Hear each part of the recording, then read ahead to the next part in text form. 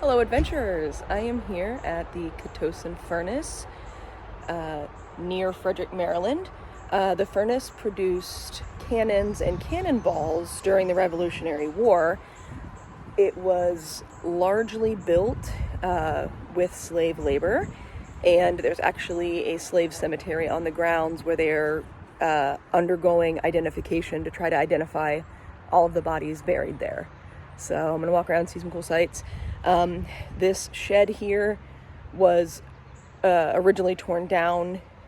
I believe it said 1928, but it might be 1828. I only read it briefly. Sorry. But was rebuilt in the original style with the original architecture by 1976 in time for the bicentennial. So this is where the trail ends after the furnace. You cannot see it because of the overgrowth here, but about 360 feet that way, there is a cemetery where the enslaved workers here were buried. So we are here at the end of the interpretive trail. And that is the cemetery. Through census, marriage and baptism records, wills, diaries, slave notices, and manumission records, they were able to get the names of some of the people who are buried here and who worked here, but not all.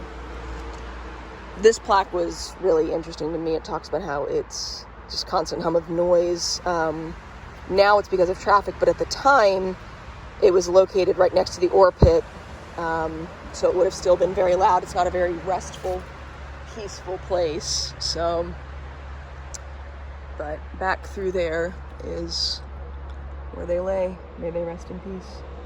So along the pathway, there's evidence of discarded bricks. I don't know if you can tell that's a brick.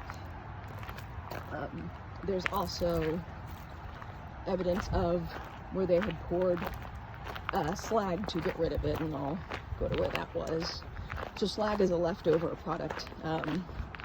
Is made after the manufacturing process, and it just would be dumped back in. It does provide benefits to the soil because it reduces acidity in the soil, so it does help restore.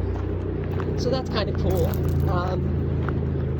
But yeah, just interesting that you can still find remnants from the days when the furnace was in operation.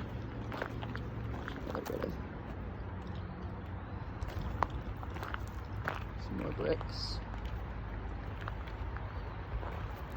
And they're just, throughout, just everywhere.